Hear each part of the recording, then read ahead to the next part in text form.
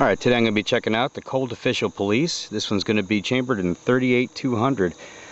This particular one was made in 1941 to aid as a Lend Lease pistol, I think for the British. This one is actually chambered in 38-200. Let's see if we can see it. It's not too blurred. Well, anyway, it's in 38-200, which is basically the same thing as 38 Smith & Wesson, but with the 200 grain bullet. That's the same bullet used by the Enfield No2 revolvers. So early in the war, when we were sending out Lend Lease guns, this was supposed to supplement the British Army in their handguns, because they just didn't have the materials on hand, so they would buy from American companies such as Colt. Alright, let's have a look at the gun here. So right off the rip, you're going to see on that nice wood grip that it's got there, it's got a lanyard ring that can freely swivel, but it doesn't come loose. The well-known Colt medallion on there, and it's a double single on there. So, and you'll see the Colt hammer tooth on there. This is before they started doing transfer bars. So it's still got that on there. And then the pullback cylinder release, this Colt is also known for. Smith & Wesson, as a lot of people know, they actually have the push forward to release the cylinder. Colt is known for having theirs pull back.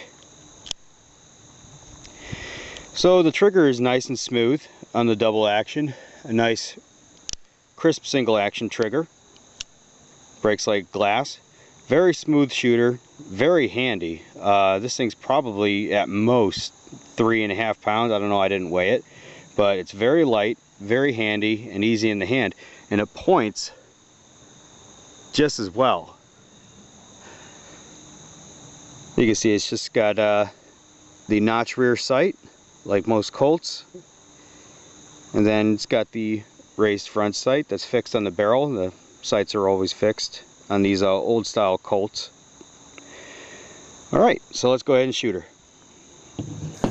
Nice thing about these roll-out cylinders is when you bring them out, you can use speed loaders to automatically just put the cartridges in. I don't have one, so I'm just going to individually load it. But just like any other revolver, you just set them into the chambers, just like that, and it'll pop right back into the gun. And like most swing out revolvers, you just hit the cylinder release on the side, it'll swing out, and then you just hit this little rod up here and it'll spit all the shells out for you. That way you just load them right back in.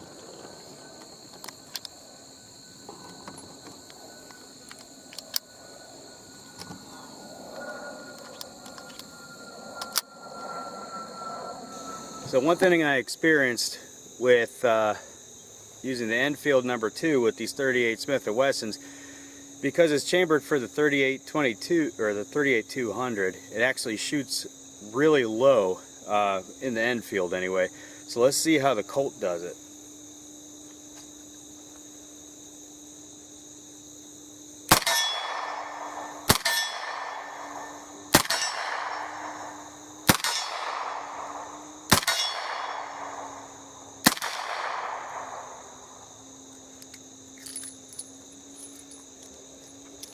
Let's see how we did. So with some quick shots with the double action, you can see the majority of them went a little bit high and left. I was aiming center, but give or take around there. Let's try some more aimed deliberate.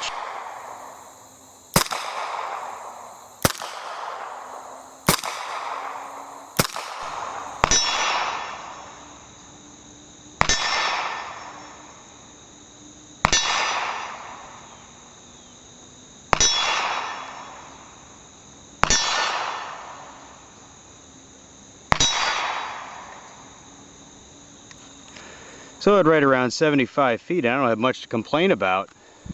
Point of aim was right here, and just a hair above that. A nice little group there. So 1, 2, 3, 4, 5, and I think I threw one down here. Not bad at all. Definitely hitting closer to aim than the Enfield No2 did with the 38 Smith & Wessons. I think that's more because The Enfield was more catered toward the heavier 38-200, and the Colt is actually built probably, or the sights are calibrated anyway, for the 38 Smith & Wesson. They just sent it off to the Brits probably because it fit the bill for them, whether it shot the same type of bullet originally or not. But to me, this looks like it'll do the job just fine. So you might be wondering, why did Colt designate this the Colt Official Police? Well, probably because it was being carried by police officers throughout the country.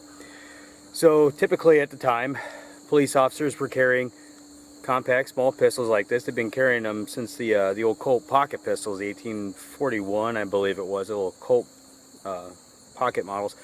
Anyway, they preferred a small, light carry model that you could carry all day, and as they were typically on foot at the time, they weren't driving around in patrol vehicles. They'd have walking beats and all that. They would have a small revolver such as this, typically a 38. So 38, the 38 Special, which was very popular at the time, was actually born back in the 1850s. Started with the 36 caliber 1851 Colt, which was a 36 caliber, which actually bumped to 37, which is right around where these 38s are. Like the 357 is actually like a 347 or something like that. I'd have to look at the specs. Anyway, that's not important. Well, kind of, but not really. The point is that they used to carry these small pistols here as regular police carry. Now, this was built in 41. Why were they still using a smaller case like the 38 Smith & Wesson or 38-200 when the 357 was around? Well, the 357 Magnum or the 38 Special that's been around for a little while, the 357 that became hugely popular with police later was only about 6 years old. Elmer Keith just came out with it. And people weren't still sure with it. They actually thought it was too powerful for accurate fire and for regular policemen to carry. So they still stuck with these small, accurate, easy to shoot guns. Well, we're going to see how the 357 Magnum does against this 38 Smith & Wesson and how they stack up. Even though they don't really stack up. One's just insanely more powerful than the other. But we'll give it a shot. So in order to do this comparison between the two, I'm going to be using the Colt Official Police, and I'm going to be using this Ruger Super Blackhawk in 357. Obviously they're not the same guns. One's got a longer barrel than the other one, but we're going to get the simple point across is the major power difference between the two. And in case you were wondering, here's the size comparison between the cartridges themselves, between the 357 Magnum and the little 38 Smith & Wesson. So the test is going to be pretty simple. It's just going to be a splash and swing test. So the swing is going to be from hitting the AR-500 plate with between the 38 Smith & Wesson and the 357 Magnum, and then the bottles on the left I'm going to hit with the 357 Magnum, and then the bottles on the right I'm going to hit them with the 38 Smith & Wesson. It's going to be a very simple, very brief comparison between the two, but we're also going to see how much power is coming from each of those cartridges, and we're also going to get a view of the blowback from the gun itself to show the advantages and disadvantages of each one. So first I'm going to put two from the 38 Smith & Wesson or 38-200 Colt Police on there, on that swinger.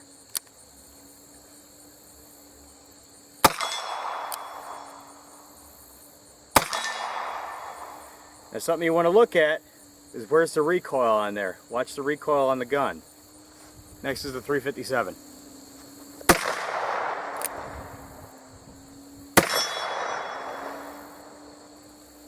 Notice the difference between the two.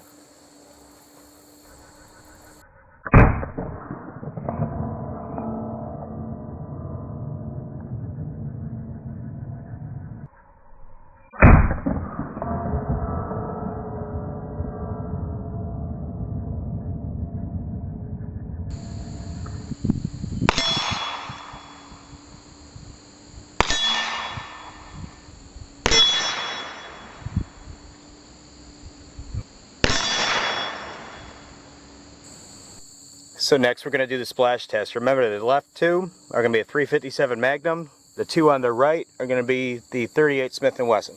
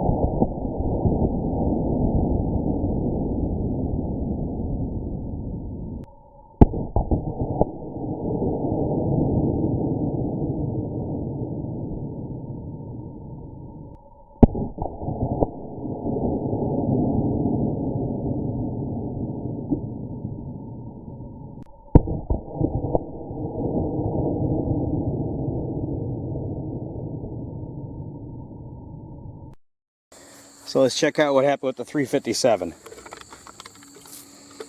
Okay, I'm not sure if that was a side hit or what, but it tore out the side of the bottle. Let's see the bigger one. Okay, that's a solid hit.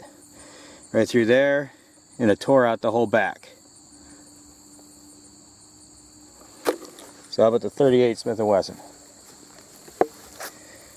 There's a good solid enter. And there's the exit. Right there. Through and through, without much disruption on the bottle itself. How about this one? Same thing there. Actually, that's kind of a weird one. Oh, you know, I might hit it twice. But there's no real disruption to the bottle. There's just clean holes going through. So, with the water in the bottle, I was trying to reproduce a hydrostatic shock, or some sort of it. But, as you can clearly see, the difference between the damage to the plastic skin of the bottle with that bullet going through it, there's just the power, there's no comparison to the power between the 357 and the 38. So after seeing that, it begs the question, why on earth would police still walk around with the less powerful cartridge? Well, there's a couple different reasons. Okay, so you don't need as beefy as a frame on the gun, for one. Two, they're cheaper to produce, much cheaper than the 357 Magnum. And because it was still in its infancy at the time, it was only 6 years old. I think it was made in, Elmer Keith finally got it out to the companies, what, 1936, I think, and this was made in 41. Now, throw in that this is a Lend Lease gun, 38-200 to help out the Brits, but as a general police gun, you know, you got to take into considerations, you know, the economics of it too, but also the power of the cartridge.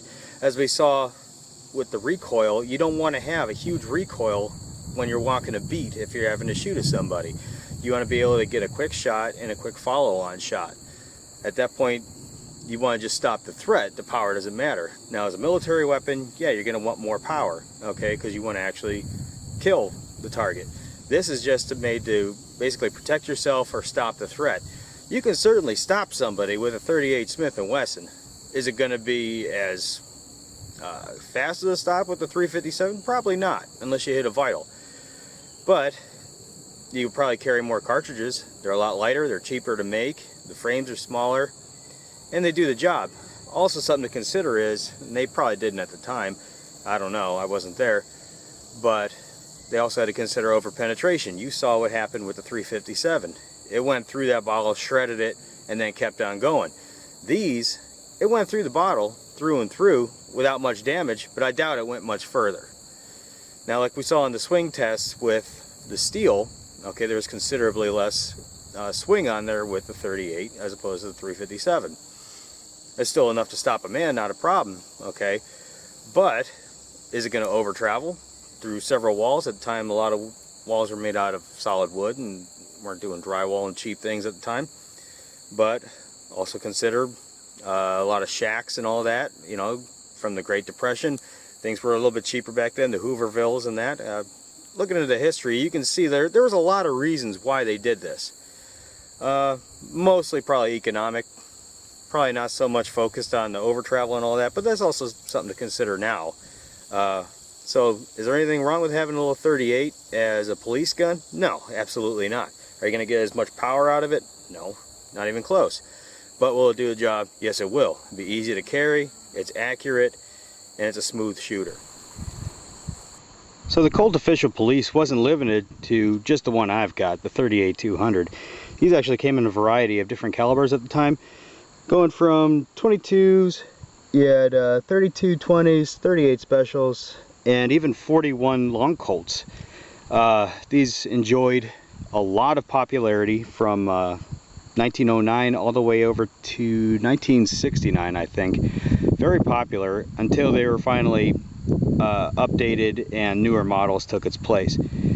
These enjoyed a very long reign, and if you can get your hands on one today, they are just an absolute pleasure to shoot.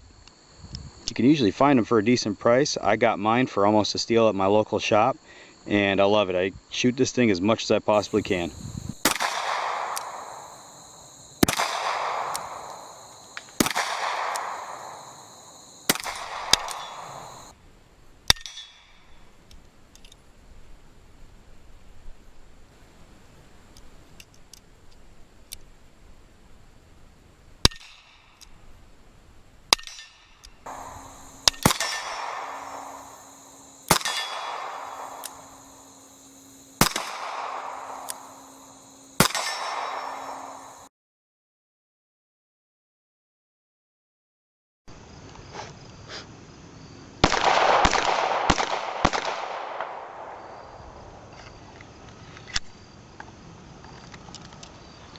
Again, that's the sloop holster with purpose-built handcuff loop on there for off-duty or casual carry for officers.